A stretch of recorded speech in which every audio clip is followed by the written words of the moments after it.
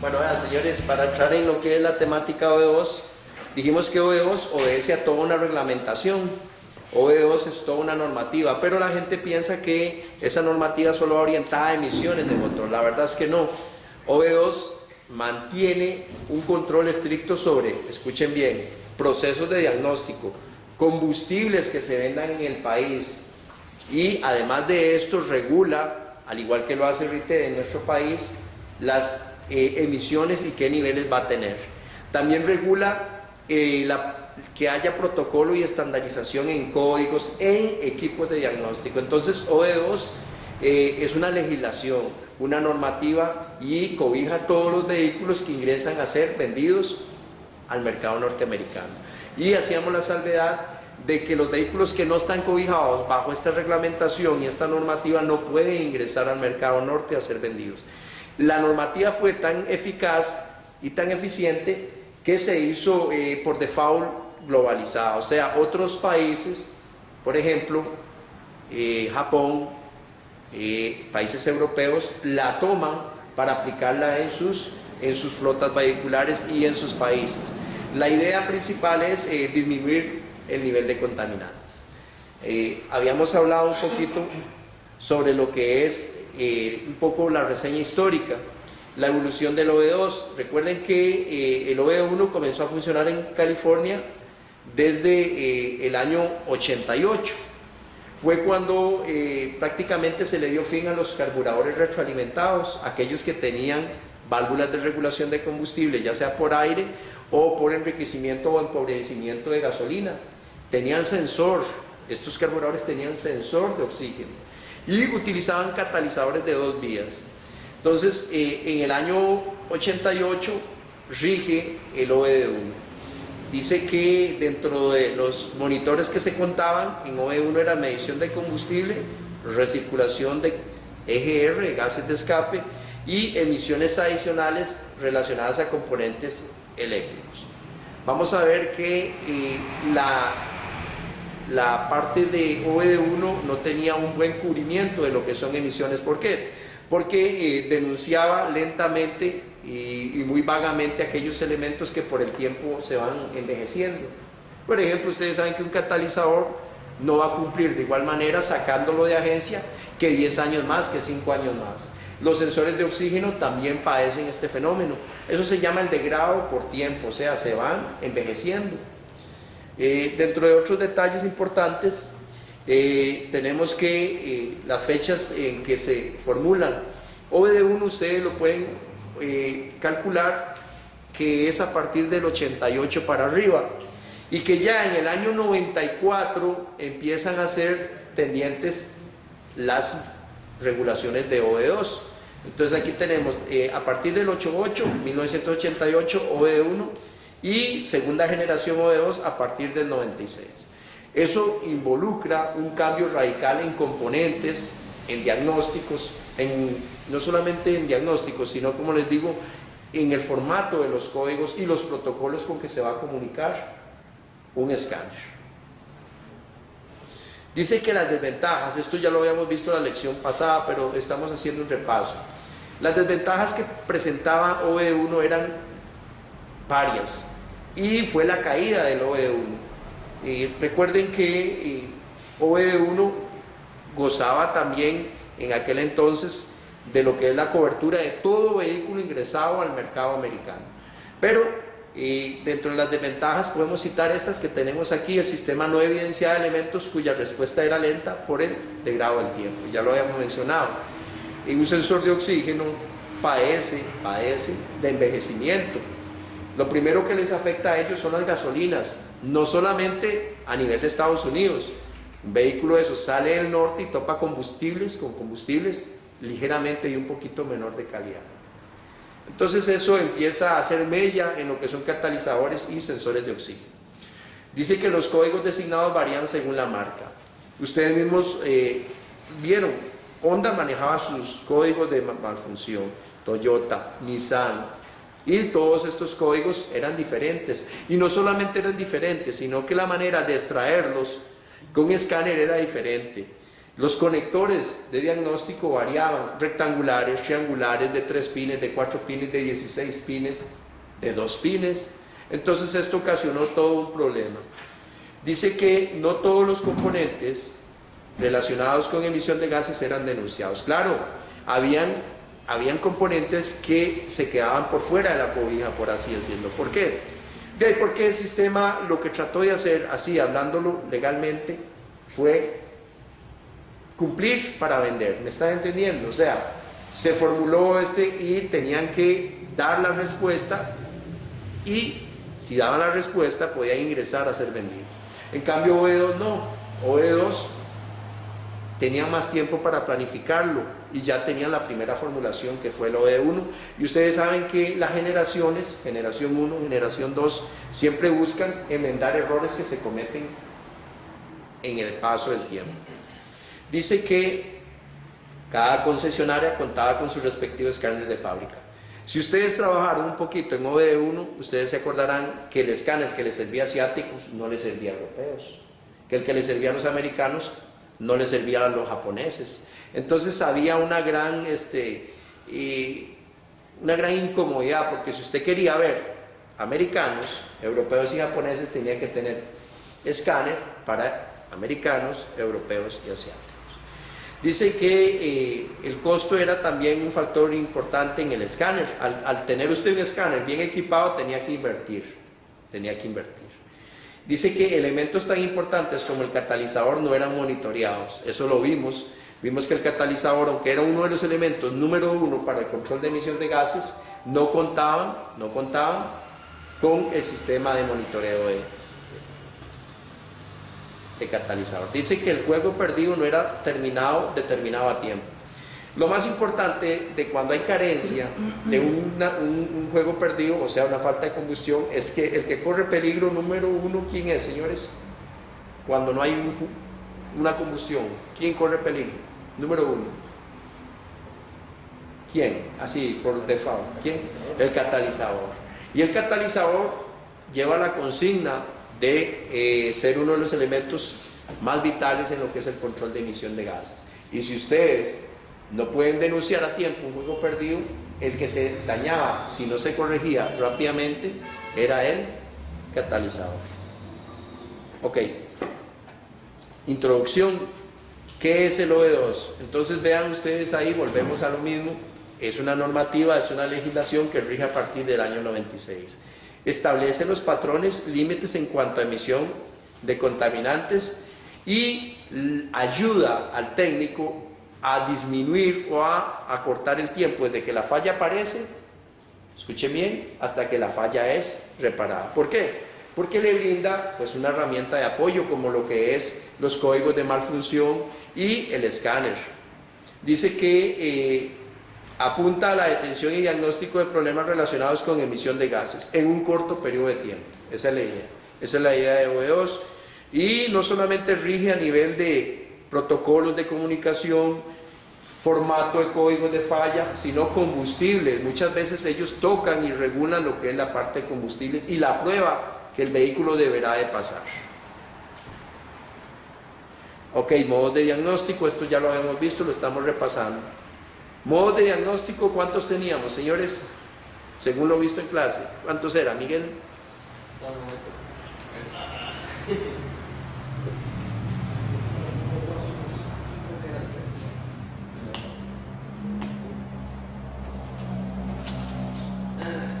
No me acuerdo.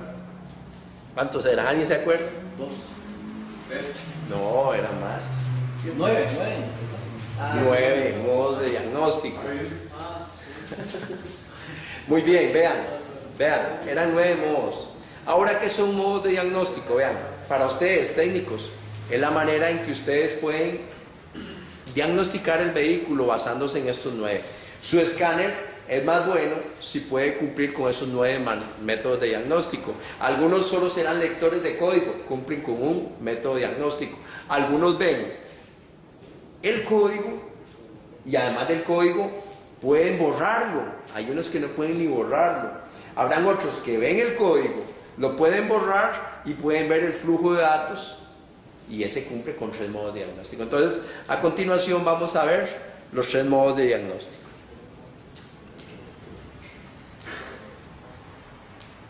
Ok, modo 1 dice que es identificación de parámetros. Dice que es el acceso de datos en vivo. Eso es lo que se le llama, como su nombre lo dice, data stream o flujo de datos. En OE1 existía, pero la mantisa de los datos, el display de datos era muy corto. Ahora hablamos de que si el vehículo tiene comunicación por CAN bus o multiplexado, nosotros podemos encontrar display hasta de más de 40 líneas de pura información. O sea, el mecánico es saturado, el técnico es saturado de información. Dice que conocido como data stream permite en tiempo real lecturas por parte de los sensores y actuadores, permitiendo realizar diagnósticos más certeros y con un criterio juicio mayor. Cada una de esas líneas se va a llamar PID, que por sus siglas en inglés quiere decir identificación de parámetros. Por ejemplo, IAT, ST, CKP, CMP, TPS, APP, KS son nombres de PIDs, identificación de parámetros, son nombres de parámetros y vienen en diferentes unidades: RPM, grados centígrados, gramos por segundo, metros por kilómetros por hora. Todo eso son lo que trae el flujo de datos. El modo 1. Ok, en modo 2 dice que es el acceso a cuadros de datos congelados. Dice que esta es una función muy útil del OE2 porque la ECU toma una muestra de todos los valores relacionados con las emisiones en el momento de ocurrir una falla. De esta manera, al recuperar esos datos, podemos conocer las condiciones exactas o el escenario en que ocurrió dicha falla. Solo existe un cuadro de datos que corresponde a la primera falla detectada. O sea, la gente tiende a confundir, escuchen bien, lo que es dato congelado con código congelado. Vean que es diferente. Una cosa es un dato congelado de un escenario de una falla relacionada a emisión de gases. Ella capturó el escenario real a cómo sucedió la falla. Y no solamente captura, sino que graba, y yo puedo accesar en el modo 2 a lo que nosotros llamamos freeze frame data o datos congelados. Solo puede capturar un evento. Si por A o por B hay otro evento, ella se mantiene siempre con el primero. Eso es lo que tienen que saber. Luego, que si esa falla puede venir acompañada ya de un código duro, o sea, un código que encienda la luz, eso es relativo, a veces no depende. Porque vamos a ver otro tipo de pruebas diagnósticas llamadas ciclos de manejo, que ahí hay que hablar un poquito de lo que son códigos pendientes y códigos, códigos duros o activos. Ok, modo 3 dice que este modo permite leer en memoria de la ECU todos los códigos de falla y almacenados. Esos son los DTC. Ven, en el escáner aparece la palabra DTC. ¿Y qué es DTC? Los códigos que vengan albergados. Puede ser uno, pueden ser 2, pueden ser 3, pueden ser varios códigos. Y se le llama DTC, pero por sus iniciales en inglés es Code Trouble Data. Ven aquí. Entonces los DTC es, por ejemplo, hay escáneres que solo tienen acceso y son lectores de código. Ni siquiera los pueden borrar. Con ese tipo de escáner yo llego, ingreso y nada más verifico qué código tiene. Ese es modo 3. Y luego tenemos el modo 4. Dice que con este método se pueden borrar todos los códigos almacenados en la PCM, incluyendo los DTC y cuadro de datos congelados. Hay un detalle que ustedes tienen que saber. Hay códigos de falla que, si son reales y están en tiempo real, o sea que son fallas ya propiamente fijas, usted lo puede borrar, puede desconectar hasta el negativo de la batería y se borra, pero inmediatamente, sin necesidad de un ciclo de manejo, la luz se enciende, porque son fallas que son muy evidentes y no necesitan ir al software de ciclo de manejo. Ok, entonces dice que están almacenados en la PCM y se pueden borrar. En esto de los códigos vamos a ver que existen códigos pendientes y códigos activos. Y de una vez vamos a hacer la definición de los códigos pendientes. Códigos pendientes son aquellos que no aparecen con la luz, o sea, no están con la luz. La luz no es testigo de ellos. ¿Por qué son pendientes? Porque para hacerlos duros, o sea, códigos activos, la computadora tiene que aplicarle pruebas. Esas pruebas se llaman ciclos de manejo, o sea, viajes. En el escáner aparece como trip. Trip es viaje. Y esas pruebas pueden hacer que un código pendiente pase a duro. Pero sí pasó y se quedó en varias pruebas que ella misma va a aplicarle al elemento, ya sea sensor o actuador. Ahora hay un detalle, las pruebas, ella escoge el mejor momento. Ella puede escoger el mejor momento para, por ejemplo, elevar, pulsar lo que es el canister y la purga del canister, hacerla, pasarla del carbón activado al múltiple de admisión. Entonces este es modo 4. En cuanto al modo 5, dice que este modo devuelve los resultados de las pruebas realizadas a los sensores de oxígeno para determinar el funcionamiento de los mismos y la eficiencia del convertidor catalítico. Esta pruebita, cuando ustedes tengan un escáner que se, por así decirlo, que se maneje en OE2, que tenga acceso perfecto al OE2, hay una pruebita que se llama comprobación de sensores de oxígeno. Usted la aplica y ella le tira ya sea gráficamente o en letras, en un display numérico, el mayor voltaje y el menor voltaje del sensor, inclusive algunas que le dicen su estado, si está bueno. Y esta pruebita de modo 5 dice que devuelve el funcionamiento de los mismos, o sea, dice si los sensores 1 y 2, recuerdan que habíamos hablado de dos tipos de sensores, sensor de banco 1 y sensor de banco 2, y los dos tienen, por así decirlo, una medición de tensión. Con las pruebas en modo 5 usted puede analizar los dos sensores y ellos se los muestra gráficamente o en el display numérico. Modo 6, esta prueba es una de las más que más polémica causa. ¿Por qué? Porque no todos los escáneres tienen modo 6. ¿Por qué? Porque vamos a ver, esta prueba dice que es una prueba que el escáner se conecta a la computadora y realiza sondeos, pero basados en información que ella tiene, como decir, tiene su banco de datos y hace un comparativo y puede evidenciar si hay un código por venir sin siquiera, escuchen, sin siquiera que esté pendiente ni mucho menos en un dato congelado. ¿Cómo lo logra?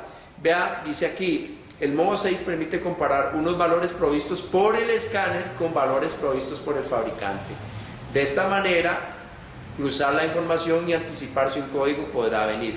Es una prueba tan buena que, por cierto, en California y en algunos otros estados, de los 52 estados, la usan como la prueba RITE. O sea, uno de los pasos es que el vehículo, además de pasar las pruebas de frenado y las de emisión de gases, pase modo 6.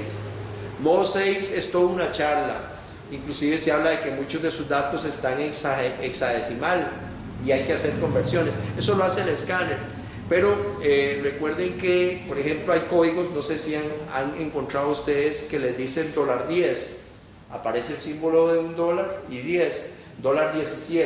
Eso lo que está diciéndole es que revise modo 6, eso lo jala para modo 6 y el escáner le hace un comparativo y usted puede verificar si el escáner tiene la capacidad, porque no todo escáner lo tiene. Se caerían de espaldas si supieran que muchos de los escáneres que uno paga aquí de alto costo no tienen acceso a modo 6.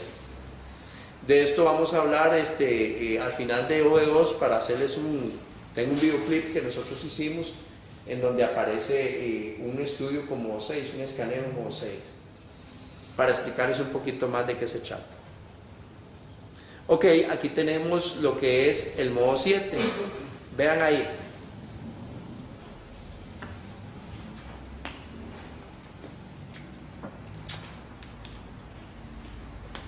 Eso se llama lectura de códigos pendientes. ¿Qué son códigos pendientes? De aquí vamos a hablar. No todos los escáneres le tiran códigos pendientes. Sin embargo, los que tienen mucho espectro en lo que es OV2 le tira una línea que se llama códigos pendientes. El código pendiente no viene acompañado de la luz. El código pendiente está como su nombre lo dice, pendiente. Está para estudio. ¿Y quién va a decir si es un código fijo o un código activo o no? Las pruebas que realiza la misma computadora bajo el índole o bajo lo que le llamamos nosotros ciclos de manejo. Los ciclos de manejo son, como les repito, pruebas que la computadora en carretera se van dando, pero ella busca momentos precisos para aplicarlo. Desde pulsar el inyector, escúcheme bien, hasta apagar o encender una chispa o mover una válvula de control de gas de purga. Ella lo puede hacer, lo hace intencionalmente. ¿Para qué? Para comprobar si un código pendiente debe ser pasado a código fijo, con luz. Ok, ¿hasta aquí alguna duda? ¿Alguna duda? Ok, modo 8. Dice que este modo permite realizar pruebas de actuadores. Con esta función el mecánico puede activar y desactivar actuadores como bombas de combustible, válvulas de ralentí y etc. Es lo que se llama, o si conocieron los escáneres en modo OV1, perdón, en cuando funcionaban en OV1, las pruebas activas de componentes. Ahora con los sistemas multiplexados usted puede arrancar el vehículo desde el escáner, puede encender luces, sonar el pito y infinidad de pruebas más que no tienen que ver con emisiones, pero se realizan basados en el modo 8, que son pruebas de actuadores. Por ejemplo, si yo quisiera arrancar los abanicos en esta prueba, yo lo podría hacer en modo 8, porque el abanico, ¿qué es? Un actuador. La valvulita de la EGR, ¿qué es? Un actuador. La valvulita del EVAP, ¿qué es? Un actuador. ¿Qué otros actuadores tenemos por ahí? Bueno, cualquier elemento que sea excitado por la corriente, por ejemplo, y que haga un cambio de condición, pues se abre más, enriquece más. Si se cierra más, empobrece más. Y yo puedo, con modo 8, no solamente eso, sino que todavía manipular las revoluciones de motor para hacer, por ejemplo, la prueba de arrastre. Ok, ¿alguna duda con esto?